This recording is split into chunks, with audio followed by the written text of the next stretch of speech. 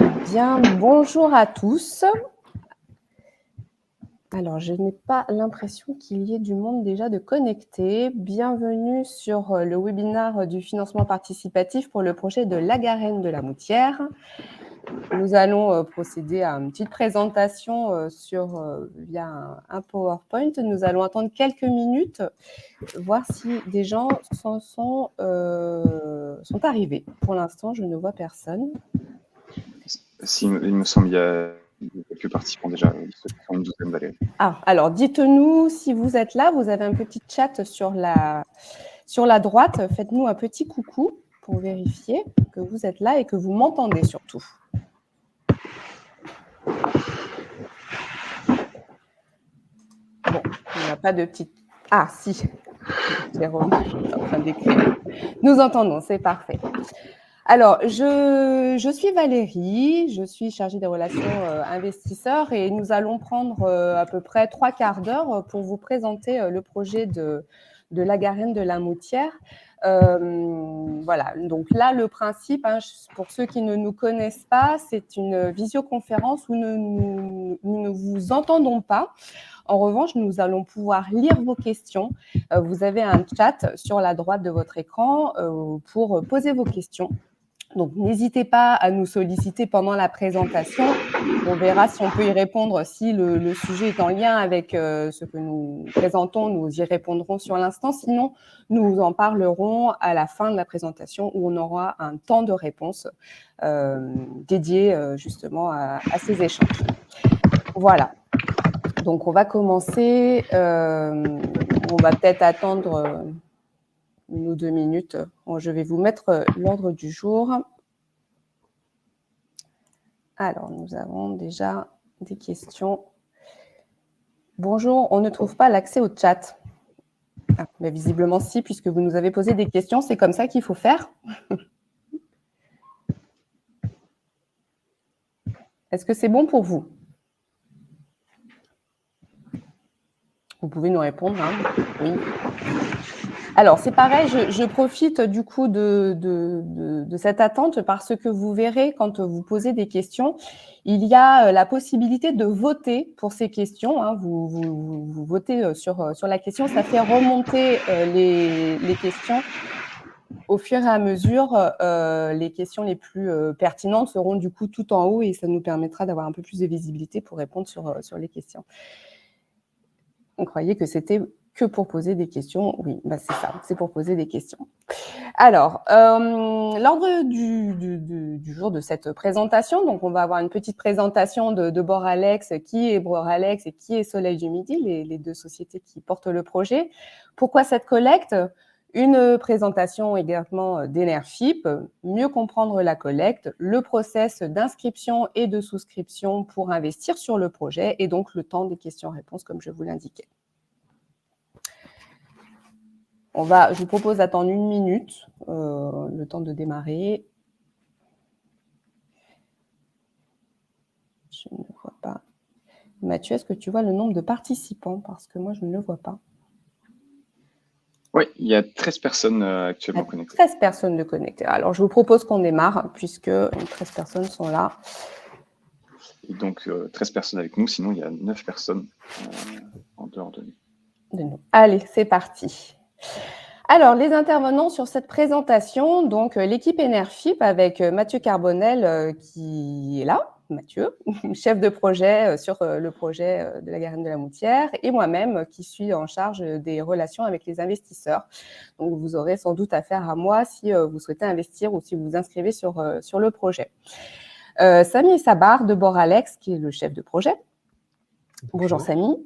Et Théo Pasquier, chef de projet également chez Soleil du Midi. Oui, tout à fait. Merci. Bienvenue à vous tous. Alors, je vous propose de rentrer dans le vif du sujet par une présentation de Boralex. Voilà. Samy, je te laisse la main. Merci. Bonjour à tous. Effectivement, comme tu l'as dit au début, on est 2 sociétés à développer ce projet, donc Soleil du Midi avec Théo Pasquier et Boralex avec moi-même, Samy et Saba.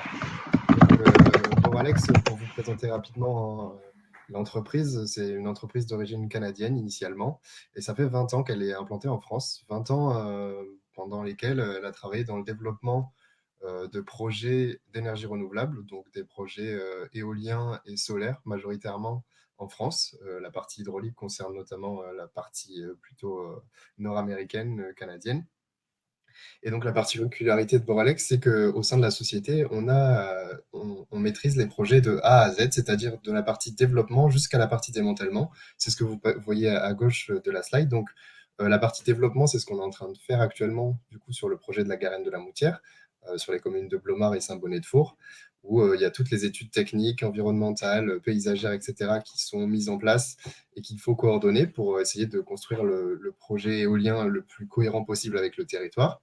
Puis on a la partie construction. Donc là, on va passer la main à nos collègues au sein de Boralex qui vont être en charge de la construction. L'exploitation de même, on a des agences qui sont un petit peu partout sur le territoire français qui nous permettent d'exploiter nos propres parcs et d'en faire la maintenance. Et puis on est aussi en charge du démantèlement, ce qu'on fait, on commence à faire aujourd'hui sur nos parcs les plus anciens, puisque ça fait 20 ans qu'on est en France, les premiers parcs commencent à arriver en fin de vie, donc il y a une phase de démantèlement et de renouvellement des parcs. Donc c'est la partie construction qui se charge du démantèlement et du renouvellement. Donc, je vous ai mis à droite quelques petites phrases qui correspondent bien à comment on développe nos projets. C'est-à-dire que voilà, j'ai mis de A à Z, qu'on était là de A à Z, ça nous permet d'être proche des territoires, de bien comprendre les territoires et les besoins des territoires. Et c'est notamment pour ça qu'on fait cette campagne de financement participatif. Boralex est aussi propriétaire majoritaire de ces sites de production. Alors majoritaire, pour la plupart, on est propriétaire à 100% de nos parcs. Quelques-uns, c'est pas tout à fait 100% puisqu'on a fait de l'investissement participatif, donc il y a des citoyens qui ont pu prendre part à ces projets et donc on les a pas à 100%, mais on reste propriétaire majoritaire. Et voilà, tu peux passer à la slide suivante puisque le dernier point c'était sur le financement participatif. Et donc voilà, pour vous donner une petite idée de où on se trouve en France, on a 13 agences, 13 ou 14, je ne sais plus, mais 13, c'est le dernier chiffre à jour, il me semble. Donc un petit peu partout sur le territoire, comme je vous disais, pour, euh, pour être au plus près des territoires, pour le développement des projets, mais aussi pour la phase d'exploitation et de maintenance. Ce qui est important de regarder là et ce qui va nous concerner, c'est la région Auvergne-Rhône-Alpes. Et notamment dans l'Allier, on va avoir une base de maintenance sur le département de l'Allier, à Gannat, et sur le département, sur la région, pardon, Auvergne-Rhône-Alpes, on va avoir 5 parcs éoliens en exploitation actuellement, et donc quelques-uns en développement, comme celui de la Garenne de la Moutière. Donc ce qui est important de retenir là dans les chiffres, c'est les plus de 1000 mégawatts en exploitation, donc notamment pour l'éolien, où on est un des acteurs majeurs en France, juste derrière EDF et Engie. C'est nous, juste derrière eux, les plus grands producteurs d'énergie éolienne. Voilà, je vais passer la main à Théo pour la petite présentation de Soleil du Midi, avec qui on porte ce projet. Merci Samy. Oui, donc du coup, je vais enchaîner pour présenter Soleil du Midi. Donc nous, à notre échelle, on est une société beaucoup plus modeste, hein, puisqu'on est à peu près une douzaine de salariés dans toute la France. Et en gros, notre cœur de métier, c'est de porter des projets d'énergie renouvelable, donc solaire et éolien, jusqu'à leur construction. Et en général, on passe la main sur l'exploitation, donc à des entreprises comme Boralex qui ont là-dessus un savoir-faire industriel bien plus élevé que le nôtre.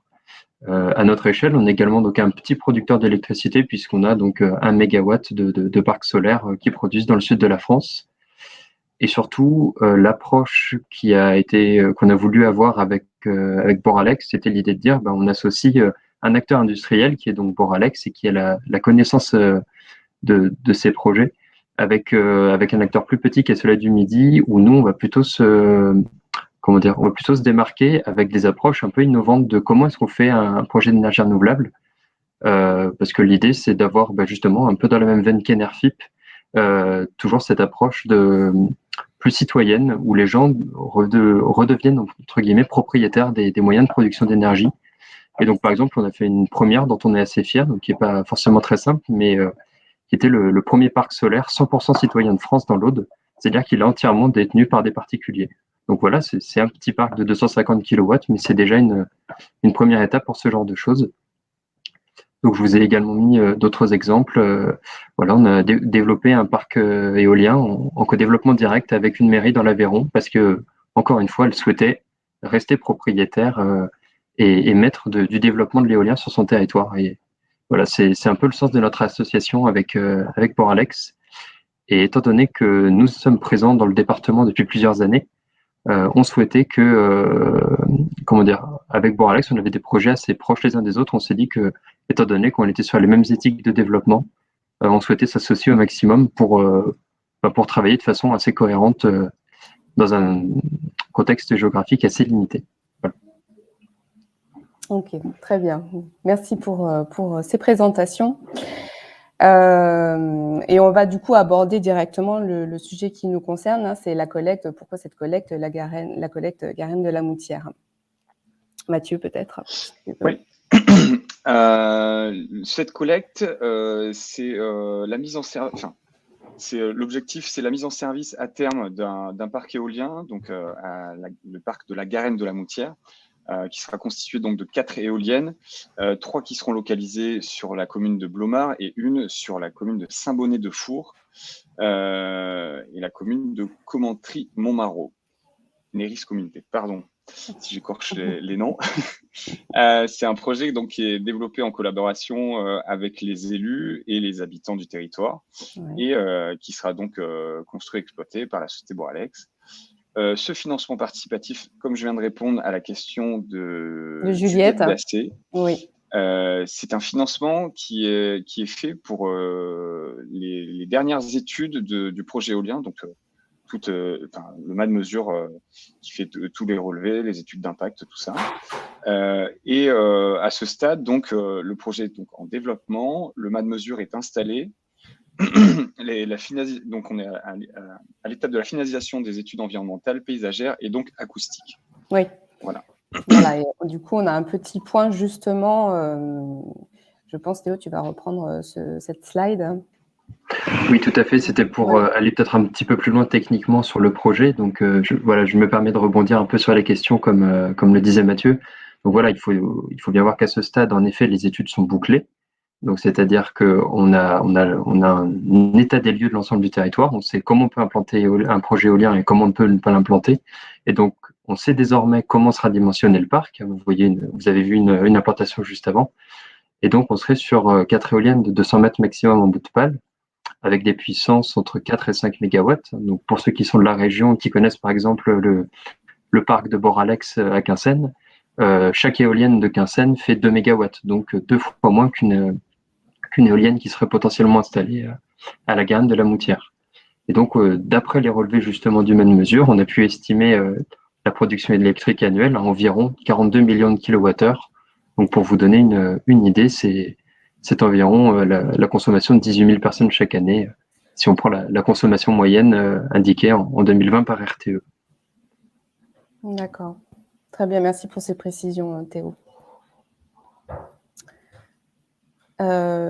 Oui, alors Juliette posait une question, peut-être Mathieu, tu peux nous la lire, et pour voir la réponse justement en direct. Oui, alors la question de Juliette, c'est donc que les affirmations sur le risque juridique et réglementaire sont trompeuses, notamment le fait que nous affirmons sur Enerfib que l'installation du MAD mesure est purgée de tout recours. C'est effectivement purgé de tout recours puisque le MAD mesure a été installé. Maintenant qu'il y ait... il faut bien scinder les choses en deux entre le MAD mesure et le parc éolien. À l'état actuel des choses, on est sur des études et donc le MAD mesure qui va avec ces études et non pas sur un parc éolien. C'est vraiment deux choses différentes. Et pour ce qui nous concerne aujourd'hui, on ne parle que du MAD mesure et des études qui vont avec. Voilà. Et alors, pardon, excusez-moi, j'ai anticipé une deuxième question. Je pense que vous la voyez à l'écran. En juillet 2021, l'ADREAL a estimé que des mâts de 200 mètres de haut n'étaient pas compatibles avec l'environnement paysager et la biodiversité des communes. Voilà. Je ne sais pas du coup si vous pouvez répondre à cette question. Vous l'avez vu passer cette question ou pas du tout? Samy Pardon. Pardon, je reviens. Il y a 4-5 questions. Comment expliquez-vous que le projet présenté... Alors, Samy, la question, c'est en juillet 2021, l'ADREAL a estimé que des mâts de 200 mètres, voilà, n'étaient pas Je revois complètement… la question, mais du coup, Voilà. la suite de la question, c'est comment expliquez-vous que le projet Ah, d'accord, présenté sur la pardon. plateforme d'Enerfip reprenne les Ah, éoliennes de la la même même hauteur? hauteur, ok. Oui. Eh bien, écoutez, comme vous savez peut-être si vous êtes renseigné sur le fonctionnement de l'instruction des projets éoliens, le projet éolien que nous allons déposer de la Garenne de la Moutière en préfecture cette fin d'année 2021, il sera étudié par les services de l'Adréal. Donc effectivement, il y a des questions sur la taille, la puissance des éoliennes, leur positionnement par rapport aux états initiaux paysagers et environnementaux qui sont faits. Et c'est l'Adréal qui nous retournera son avis, qui retournera son avis à l'inspecteur ICPE, qui condensera tous les avis des différents services de l'Adréal en fonction des avis paysagers, des avis environnementaux et autres. Et c'est cet inspecteur ICPE qui donnera au préfet son avis par rapport à l'ensemble du dossier. Et le préfet pourra ensuite trancher. Donc effectivement, l'Adréal, alors il me semble que vous devez faire référence à un retour peut-être du service paysager, fera certainement son retour à l'inspecteur ICPE, un retour similaire à ce que vous nous dites, et lui tranchera en fonction de tous les retours qu'il a pu avoir. Très bien. Juste pour terminer là-dessus, je pense, Samy, Théo, vous allez peut-être pouvoir dire si j'ai raison ou pas, mais justement, toutes ces études vont servir aussi d'argument. Théo, si tu peux couper ton micro, s'il te plaît. Toutes ces études, justement, aussi vont servir à pouvoir dire ce qu'on peut faire et ce qu'on ne peut pas faire à cet endroit-là. C'est pas des études qui vont que dans le sens de Boralex et Soleil du Midi. C'est des études qui sont faites pour que l'installation soit en accord avec le territoire. Ensuite, une dernière question de Is Florian. Savez-vous qu'en juillet 2021, un moratoire visant la suspension de projets de développement d'énergie renouvelable sur le territoire jusqu'à l'arrêt du PLUI a été adopté par l'ensemble des maires et des élus communautaires de Commentry, Montmarault, Néris Communauté? Est-ce que Théo ou Samy, il y en a un de vous qui peut répondre à cette question? Alors oui, en effet, on est tout à fait au courant de cette décision d'intercommunalité. Sauf que on comprend bien que ce puisse être un souhait des élus du conseil communautaire afin d'avoir une vision sur le développement de l'énergie renouvelable sur leur territoire. Après, ce qu'il faut bien voir, c'est que déjà c'est une décision qui n'a pas de valeur réglementaire, c'est-à-dire que c'est plus un souhait qu'ils peuvent émettre. Ensuite, nous, c'est quelque chose qu'on anticipe puisqu'on travaille déjà en amont avec les élus au fait de savoir avec eux où est-ce qu'on peut développer de l'éolien, où est-ce qu'on ne peut pas. Et les élus locaux, d'ailleurs, ont bien conscience qu'on ne peut pas faire de l'éolien n'importe où et n'importe comment. Et que oui, ils ont un plein regard sur la façon dont on développe les choses. Ils ont été, je me permets du coup d'anticiper un peu sur la question de Juliette Dassé. Les élus locaux ont été informés plusieurs fois par an tout au long du projet sur la façon dont se développe le projet. Oui, complètement. Je vous propose qu'on avance. On va avancer. De toute façon, s'il y a d'autres questions sur ce sujet, on pourra y revenir dans la partie questions-réponses qui sera dédiée à ça à la fin de notre entretien. Et on avance un peu sur ce que… Alors, on va parler un petit peu du coup d'Enerfip dans tout ça. Donc, Enerfip est la plateforme de financement dédiée au projet de la transition énergétique. Nous sommes une plateforme qui existe depuis fin 2014. On a mis notre première campagne de financement participatif en ligne en 2015. Et depuis, nous avons financé à peu près 280 projets sur Enerfip. Et nous avons collecté à ce jour un peu plus de 160 millions d'euros. Sachant que c'est exponentiel puisqu'on a commencé en 2019 avec 15 millions d'euros collectés, en 2020, 32 millions d'euros collectés et cette année, en 2021, nous sommes à peu près à un peu plus de 100 millions d'euros collectés. Voilà, donc ça va de façon croissante.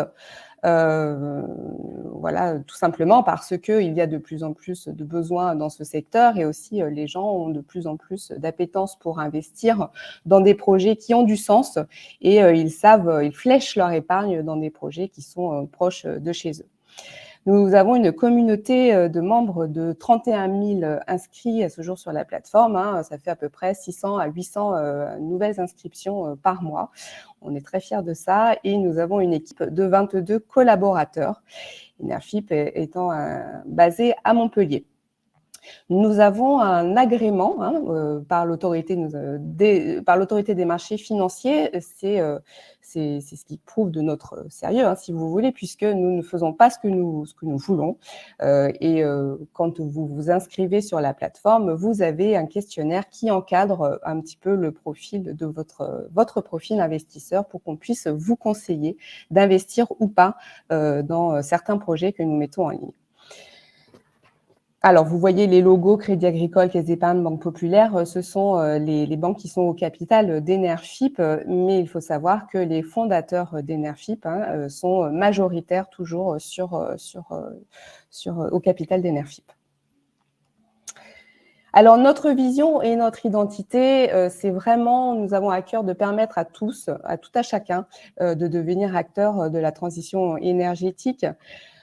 Tout simplement parce que on applique le circuit court à l'épargne. On parle beaucoup de circuit court dans la nourriture, dans l'habillement. Voilà, on a tous chacun des gestes, on va dire écolo. Et là, c'est vous permettre de flécher votre épargne dans des projets de votre territoire. Vous savez où vous investissez, où vous placez votre argent.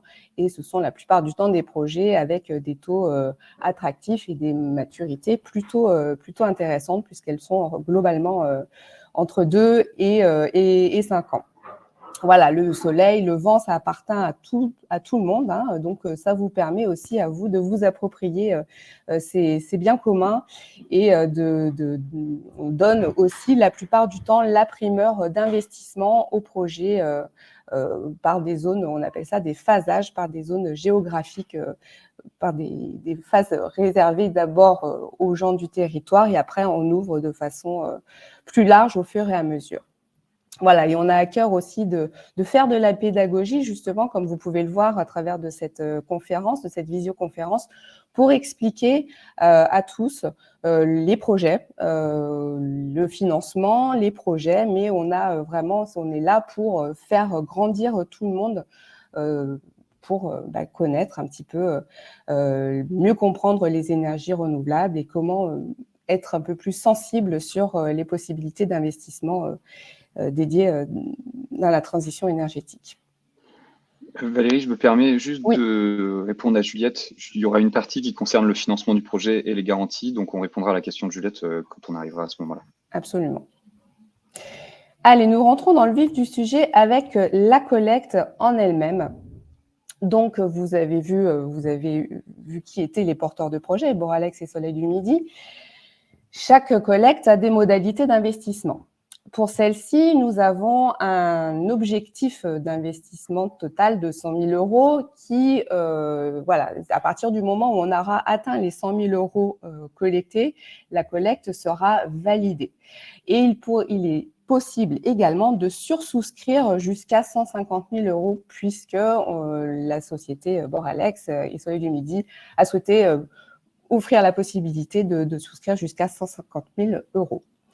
Le ticket minimum pour investir est de 10 euros. Il y a un plafond d'investissement par personne physique de 5 000 euros. Donc, ça veut dire qu'une personne peut investir 5 000 euros, mais si vous avez plusieurs personnes dans votre foyer, chacune d'elles peut investir jusqu'à 5 000 euros dans le projet. Le titre financier proposé à cet investissement est une obligation simple. Je vais revenir juste après pour vous expliquer ce qu'est l'obligation. Le taux est de 6% brut par an sur 2 ans. Donc vous allez percevoir des intérêts pendant 2 ans et à l'issue de sur la dernière échéance, vous allez récupérer le capital que vous avez investi. C'est ce qu'on appelle un remboursement in fine. Les versements d'intérêts sont annuels. Le rang du financement est junior. J'attire particulièrement votre attention sur les avantages de ce projet puisque les titres sont émis par la société Boralex. Donc, c'est la maison mère qui va émettre les titres, ce qui sécurise nettement votre investissement parce que Boralex est une société extrêmement reconnue. Bon, vous l'avez vu tout à l'heure. Et voilà, donc ça ne mettra pas, voilà, quoi qu'il arrive, elle sera en mesure de rembourser les investisseurs. Il faut comprendre que le MAD de mesure est en fonctionnement, comme on vous l'a expliqué tout à l'heure. Oui, Mathieu. Non, je complète ta réponse Oui. à ce propos pour répondre justement aussi à Juliette. Voilà. Encore une fois, il faut bien dissocier l'installation du parc éolien et l'installation du MAD de mesure. C'est deux choses différentes. Absolument. La concrétisation du projet du parc éolien ne rentre pas en compte dans la capacité de Boralex à rembourser l'investissement qui est proposé aujourd'hui sur Enerfip. C'est Voilà. deux choses qui sont complètement différentes l'une de l'autre. Voilà. Là, c'est vraiment pour financer les études. Enfin, voilà, c'est pour continuer le financement des études. Et quoi qu'il se passe, même si le parc éolien ne se construit pas, le remboursement interviendra à l'issue des 2 ans. Je reviens rapidement sur le titre financier, l'obligation. L'obligation est un prêt que vous faites à la société et en retour, donc il y a déjà une durée du prêt qui est déterminée à l'avance avec un taux d'intérêt aussi déterminé à l'avance, donc 6% pendant 2 ans. Et tous les ans, vous allez récupérer des intérêts sur le montant que vous avez investi. Voilà, il faut savoir que les obligations sont des titres cessibles, donc vous avez la possibilité à tout moment de vendre vos titres. La seule difficulté étant de trouver un acquéreur, bien entendu, mais ça, nous pourrons vous accompagner dans la démarche si vous avez besoin de récupérer plus rapidement que prévu le capital que vous avez investi. Alors, comme je vous l'avais vu tout à l'heure, ce projet est un projet phasé, donc réservé dans un premier temps aux habitants des communes de Saint-Bonnet, de Four et de Blomard. Ensuite, c'est ouvert aux habitants des communautés aux alentours. Et à partir du 23 décembre, donc dans 3 jours, les habitants des communes, du département de l'Allier et de Puy-de-Dôme seront en mesure d'investir sur ce projet. Alors, quels sont les risques associés à cet investissement? Alors, les risques de construction, vous pouvez, comme vous l'avez vu, il n'y en a plus puisque de toute façon, le MAD de mesure est en service. Donc, ce premier risque n'existe plus. Les risques techniques et opérationnels, c'est pareil, le MAD de mesure est en service, il donne des informations. Donc, voilà, il n'y a plus de risque à ce niveau-là. Le risque juridique non plus puisque le MAD de mesure est en purgé de tout recours et en service, il n'y en a plus. Le risque maintenant, il est financier. Mais comme je vous l'ai expliqué, vous avez vu que Boralex a une assise financière solide. Donc, quoi qu'il arrive, les investisseurs seront remboursés de leur investissement. On va aborder un petit peu la partie fiscalité puisque les revenus que vous allez percevoir suite à votre investissement seront fiscalisés à hauteur de 30%. C'est le prélèvement forfaitaire unique qui est composé de 17,2% de prélèvements sociaux et de 12,8% de prélèvements à l'impôt sur le revenu. Voilà, ce qui fait un total de 30%. Donc, nous vous verserons les intérêts nets d'impôt sur votre compte Enerfip. Et c'est vraiment les intérêts que vous allez récupérer sur votre compte courant puisque nous déclarons à votre centre des impôts les revenus que vous avez perçus. Vous n'avez plus rien à faire et Enerfip n'applique aucun frais à ses investisseurs. Donc, pas de frais d'inscription, pas de frais de gestion ou autre. Vraiment, c'est les intérêts nets que vous percevez, c'est ce que vous allez récupérer sur votre compte. Alors maintenant, comment vous allez investir sur la plateforme? Eh bien, c'est très simple. Vous allez vous connecter sur Enerfip, vous allez cliquer sur « Ouvrir un compte » et vous allez commencer le processus d'inscription qui va vous prendre à peu près 8-10 minutes. Vous allez répondre à un questionnaire. Comme je vous l'expliquais, on est agréé par l'autorité des marchés financiers. Donc, vous allez répondre à des questions qui va établir un profil d'investisseur. Vous allez justifier de votre identité parce qu'on doit vérifier que vous n'êtes pas sur la liste du financement du terrorisme et du blanchiment d'argent. Voilà, et vous allez justifier de votre résidence pour vérifier que vous êtes bien éligible au projet. À partir de ce moment-là, quand vous avez fait tout ça, vous êtes prêt à investir. Voilà. Pour investir, c'est très simple. Vous allez sur la page du projet qui vous intéresse. Vous consultez les informations mises à votre disposition. Vous avez toujours le document d'information réglementaire qui est disponible, que vous pouvez consulter. Et vous cliquez sur « Prêter ». Et là, vous allez suivre le parcours de souscription en indiquant la somme que vous souhaitez souscrire. Vous allez signer un bulletin de souscription en ligne et après, vous allez procéder au règlement de votre investissement. Une fois que tout ça c'est fait, que l'investissement est terminé, vous allez récupérer le capital et les intérêts sur votre compte Enerfip. Je tiens à préciser qu'Enerfip est simplement le lien juridique entre les porteurs de projet, le porteur de projet, et vous. Vous ne prêtez pas d'argent à Enerfip, là vous prêtez directement de l'argent au projet, donc à Boralex, pour pouvoir faire le financement, pour pouvoir les accompagner dans leur projet. Donc nous, si on vient à disparaître, ça ne remettra pas en cause votre investissement. Les petits plus d'Enerfip, vous avez la possibilité d'ouvrir un compte à vos enfants sur la plateforme, un compte également pour votre société, si vous avez une société. Les personnes morales peuvent également investir dans la plupart des projets que nous mettons en ligne. Vous avez un code parrain qui vous permet de bénéficier de 15 € pour vous, mais également pour votre filleule. Et si vous avez des résidences dans un autre département que le vôtre, vous pouvez aussi les ajouter pour profiter d'autres opportunités d'investissement. Et comme je vous le disais, bientôt le marché secondaire. Si vous devez vendre vos titres, nous pourrons vous accompagner pour la cession en cherchant des investisseurs, en vous accompagnant dans la démarche de cession ou d'acquisition également. Voilà, alors non, oui, le service client à votre écoute quand même.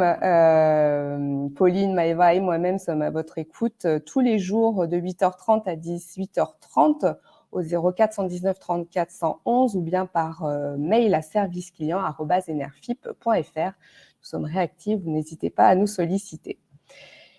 J'en ai terminé. Nous allons pour la présentation d'Enerfip. Je vous propose de passer à l'étape questions-réponses. Et Mathieu, vas-y pour la question. Juliette. Alors, la première question de Juliette qui était donc, s'il y a des questions en même temps. Alors, la collecte de fonds de 100 000 € avec un plafond à 150 000 € n'est-elle pas d'un montant anecdotique par rapport au montant total de l'investissement de 26 millions du projet de Garenne de la Moutière? Là encore, il faut bien dissocier le financement des études et du MadMesure, qui est donc l'objet de cette collecte, qui n'a rien à voir avec le projet du parc éolien et les 26 millions d'euros de celui-ci. C'est deux choses différentes et il ne faut pas confondre les deux. Voilà. La question suivante, qui était donc une question de Iris Florian. Si l'investissement sert à financer les études, cela veut-il dire qu'aucune étude n'a été faite jusqu'à présent? Si, jusqu'à présent, il y a eu des études, elles sont toujours en cours. Je pense que soit Samy, soit Théo, vous pouvez peut-être m'aider à répondre à cette question. Oui, je vais compléter là-dessus, Mathieu. Effectivement, alors les études sont en cours depuis plusieurs années, notamment les études commencent avec l'installation du MadMesure. Il y a un état initial qui est fait, un état initial de la biodiversité, du paysage, du milieu physique, du milieu humain, et ça dure pendant au moins 12 mois. Pendant 12 mois, puisqu'il faut faire, en fonction des saisons, etc., étudier bien l'environnement du futur projet. Donc ça, c'est des études qui ont commencé il y a longtemps. Et là, les études sont en cours de finalisation, puisqu'on va déposer le projet en fin d'année 2021. Mais le MadMesure va rester installé pour nous donner encore des mesures de vent et des mesures de l'activité des chauves-souris en hauteur grâce à des appareils de mesure. Et ensuite, une fois que le projet sera déposé en préfecture, souvent, ce qui se passe, c'est qu'on a des demandes de complément de nos études. Ça arrive en général quelques mois après. Et donc, on doit apporter de nouvelles informations à la préfecture qui nous demande, par exemple, un suivi complémentaire sur certaines espèces ou des données supplémentaires. Et donc les études en soi ont commencé depuis longtemps, sont finies puisqu'on a l'état initial et l'étude d'impact prête pour le dépôt d'ici la fin de l'année. Mais il nous reste encore des choses à régler. Le MadMesure reste installé et quand on aura la demande de complément, on va reprendre ces études pour compléter la demande de la préfecture. Donc en soi, voilà, c'est pour ça qu'on a besoin de financement pour ces études. Très bien, merci. Merci Samy. Pardon? Merci Samy. Merci Samy, pardon. Je vais répondre donc en suivant à la question de Juliette. Quel est le but recherché dans un territoire où la population a un taux d'épargne relativement faible, un seul investisseur et 2 000 € engagés? Jusqu'à présent, la collecte était réservée aux habitants des communes concernées par le projet et des communautés de communes de celles-ci. La collecte ouvre à partir de jeudi aux habitants de l'Allier et du Puy-de-Dôme. Le taux d'épargne est relativement faible. Je n'ai pas les chiffres en tête, donc je ne pourrais pas répondre à ça, mais les Français n'ont jamais autant épargné que ces 2 dernières années, dû en partie au Covid. C'est le revers un peu de la médaille. Et le but, c'est comme Valérie vous l'a expliqué tout à l'heure, c'est que chacun puisse s'approprier ses ressources et participer à sa manière à la transition énergétique. Voilà, puisque le minimum d'investissement étant la valeur nominale du titre, c'est-à-dire 10 €. Donc voilà, chacun fait en fonction de ses moyens. Voilà. Et pour qu'un maximum de personnes puissent participer, on a mis un montant maximum par investisseur à 5 000 €, Voilà. ce qui empêche des gens de pouvoir prendre l'intégralité de la collecte. Ensuite, on a monsieur Éric Duboulet. Les élus demandent un moratoire. La population locale a-t-elle été concertée? Si oui, quand? Comment? Le débat actuel ne porte pas sur le financement, mais sur l'acceptabilité ou non du projet et son utilité de fait. Samy, Théo, est-ce que l'un de vous deux peut répondre à monsieur Duboulet? Alors, monsieur Duboulet, oui, donc concernant la concertation, donc il y a une permanence d'information qui avait été réalisée en mairie il y a 2 ans. Qui plus est, il y a eu des échanges assez réguliers avec les élus des deux mairies, comme je le disais auparavant. Par ailleurs, nos coordonnées ont toujours été à la libre disposition du public dans l'une ou l'autre des mairies. Donc, a priori, chacun était libre de nous poser des questions et de savoir comment avancer le projet. Et par ailleurs, jusqu'à il y a 1 mois ou 2, nous ne savions encore pas à quoi allait ressembler le projet, c'est-à-dire que c'est quelque chose qui s'est décidé assez récemment, puisque comme le disait Samy ou comme le rappelait Mathieu, le but de ce financement, c'est aussi de mettre en lumière les études qui ont donc été réalisées, pour répondre à la question qui était posée tout à l'heure. Et donc le site internet d'Enerfip est aussi là pour vous montrer justement le résultat de toutes ces études, puisque comme vous le disiez, on ne fait pas de projet éolien n'importe comment. Il y a au moins 12 mois d'état initial auparavant, puis il y a des échanges avec l'administration sur son développement, les choix d'implantation qui sont faits, le choix des turbines. Voilà, c'est tout un tas de choix à effectuer entre la production électrique d'un côté, le respect de l'environnement et la biodiversité de l'autre. Donc, on peut débattre de l'utilité ou pas de l'éolien, mais je pense pas que ce soit le lieu. Mais voilà, concernant la concertation, je pense qu'on n'a pas trop à rougir de ce qui a été fait. Il faut savoir aussi qu'en France, sur l'éolien en tout cas, les législations en vigueur sont quand même assez dures et que l'instruction d'un projet éolien prend du temps, énormément de temps, ça se compte en années, et qu'on ne fait pas pousser un parc éolien comme ça en claquant des doigts. Il y a toutes les études, toute l'acceptabilité, tout ce dont on parle depuis tout à l'heure à vérifier avant d'en arriver à un parc éolien. Je vais continuer par répondre Alors, avec cette Reine question, ouais. Croyman. J'espère que j'écorche pas. Je n'ai pas bien compris quelle est la date de fin de ces obligations. Donc, on parle. Tu veux répondre, Valérie? Oui, je vais répondre. C'est la période, la durée de l'investissement, elle est de 2 ans. D'accord? Donc, à partir du moment où on aura terminé la collecte, où on aura clôturé juridiquement la collecte, les intérêts vont commencer à courir. Donc, admettons, on va terminer la collecte début janvier, par exemple, eh bien, les intérêts vont commencer à courir début janvier 2022 et viendront se terminer 2 ans plus tard, donc en 2024. Vous allez percevoir votre capital en même temps que la dernière échéance d'intérêt sur le dernier coupon. Voilà, c'est sur 2 ans. Très bien. Je continue encore avec Juliette Dassé. Est-ce que cette collecte n'a pas plutôt pour but de tenter de convaincre l'administration et de l'acceptabilité de ce projet par le public? Je ne pense pas qu'on convainque l'administration en faisant une levée de fonds avec des gens pour du participatif. C'est mon avis, vous êtes libre de le penser, mais je ne pense pas que ce soit un argument dans la balance de Boralex pour pouvoir aller plus loin dans son projet. Est-ce que l'un d'entre vous, Samy ou Théo, veut répondre à ça? Je dirais même plus loin sur sur ces histoires d'acceptabilité.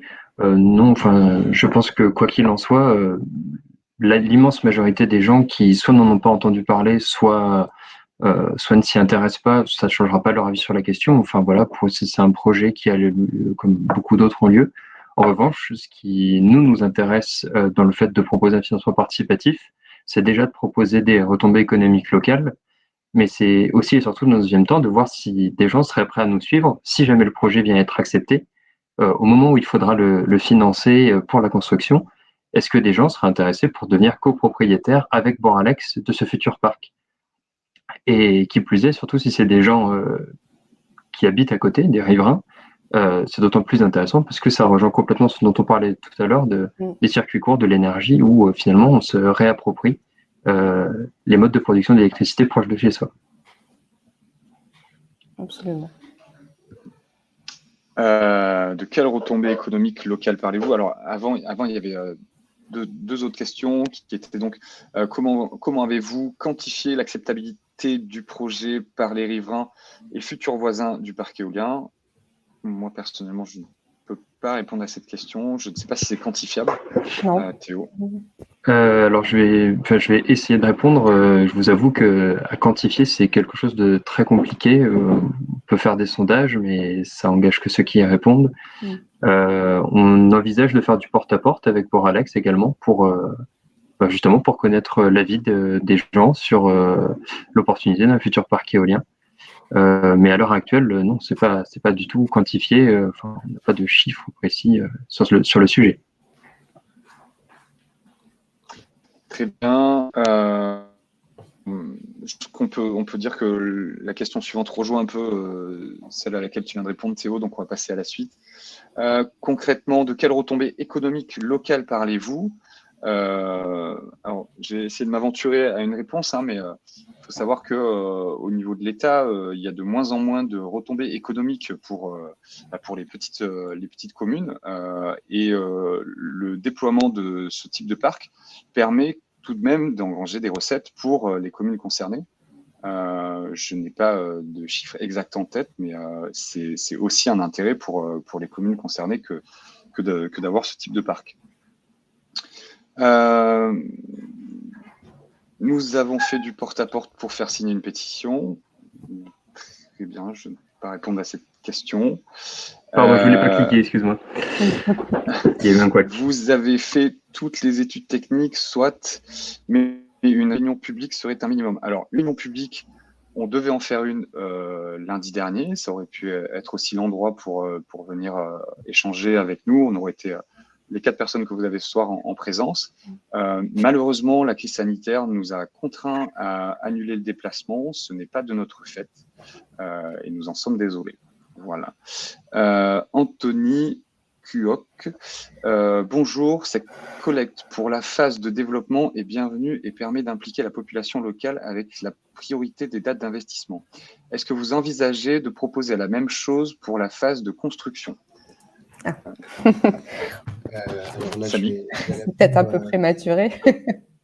Effectivement, du coup, ce qu'on disait depuis tout à l'heure, c'est qu'un projet éolien, ça prend du temps. Oui. On est à la phase de dépôt, donc des dossiers en préfecture. Une autorisation sera envisageable peut-être en 2023, voire peut-être plus tard, et une construction encore un peu après. En tout cas, ça a été fait sur des projets en phase de construction, c'est campagnes d'investissement participatif. Ouais, Ce que disait Théo tout à l'heure, c'est en fait, on va pouvoir voir grâce à cette campagne si on a des personnes qui sont intéressées, motivées pour faire de l'investissement participatif pendant la phase de développement, voir si ça peut être intéressant de le mettre en place sur la phase de construction ou alors de mettre en place de l'investissement participatif, qui est différent du financement participatif. Et là, ce serait de prendre des parts dans le projet, c'est-à-dire qu'une fois qu'il sera autorisé et en phase de construction, dans ce cas-là, il y aura plus trop de risques pour les investisseurs, puisque le parc sera construit. Et l'investissement participatif, ça vous permet de toucher des dividendes sur ce qui est produit. Donc, je ne sais pas si ça répond complètement à votre question, Anthony, mais en tout cas, c'est envisageable. Mais pour l'instant, c'est pas pour tout de suite. Et c'est quelque chose que Boralex a déjà fait par le passé sur d'autres parcs. Sur d'autres parcs, absolument. Ouais. Juliette, je ne vais malheureusement pas répondre à ce dernier point, puisque je ne pense pas que ce soit l'endroit pour débattre de ça. Et je pense qu'on a essayé de répondre du mieux que possible à toutes vos interrogations. Est-ce que vous voulez rajouter quelque chose, Théo, Samy, Valérie? Écoutez, pour moi, c'est bon.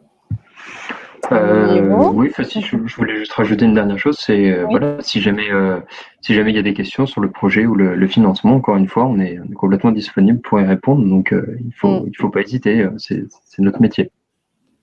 Là, je vois une question de Juliette qui parle de retombées économiques. Effectivement, on n'avait pas répondu tout à l'heure. De quelles retombées économiques sur le territoire parlez-vous? L'énergie produite par le parc retournera-t-elle dans le réseau? Et évidemment, l'énergie produite par le parc retournera dans le réseau, puisque tout le réseau français et même européen est interconnecté. Donc, toute l'énergie qui est produite, elle est envoyée sur le réseau de transport de RTE.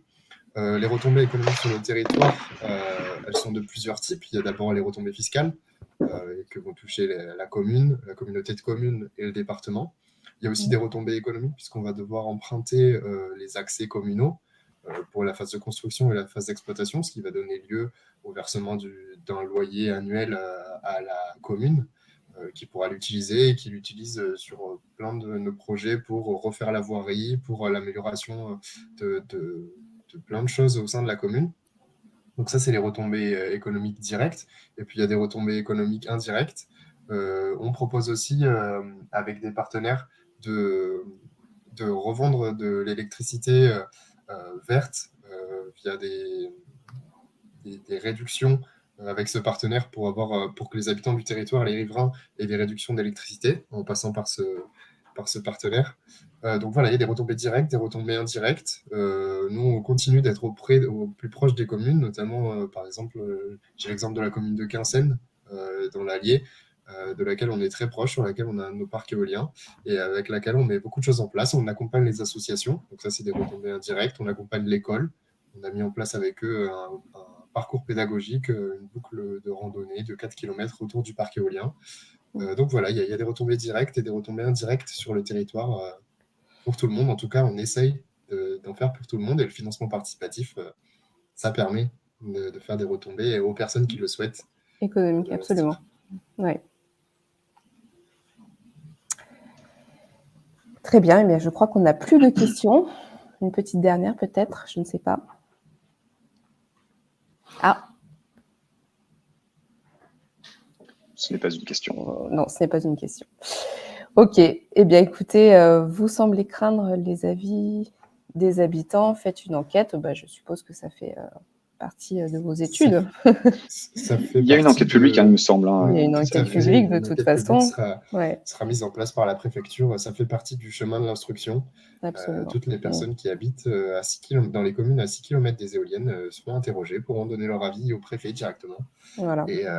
Et puis le préfet prendra en compte le dossier et puis les avis des gens pour choisir d'autoriser ou de refuser le projet. Donc ne vous en faites pas, tout le monde pourra donner son avis. Parfait, puisque nous en sommes encore au stade des études, comme on vous l'a expliqué tout à l'heure à maintes reprises, c'est vraiment pour le financement des études pour ce parc éolien et non pas pour le parc éolien en lui-même, voilà, qui verra jour ou pas, on ne sait pas encore. Eh bien, je pense qu'on a fait le tour des questions. Écoutez, merci à vous tous toutes et tous, pour votre temps. Et écoutez, n'hésitez pas à revenir vers nous. Le replay sera disponible sur la page du projet. Vous avez compris que les gens de Boralex et de Soleil du Midi sont à votre écoute également, et Nerfip aussi pour tout ce qui concerne le financement participatif. Voilà, je vous souhaite une très bonne soirée et à bientôt. Merci. Merci à tous. beaucoup, à bientôt. Bonne soirée. Merci, au revoir. Et bonne soirée, au revoir.